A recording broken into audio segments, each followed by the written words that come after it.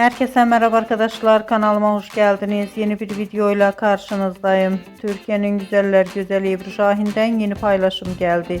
Ebru Şahin eşi Cedi Osman'ın yeni görüntülerini paylaştı. Ben de bu görüntüleri sizler için YouTube kanalımda video halinde sunuyorum. Umarım beğenirsiniz.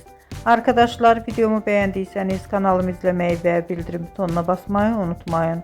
Şimdilik benden bu kadar olsun. Yeni videomuzda görüşmek üzere. Hoşça kalın.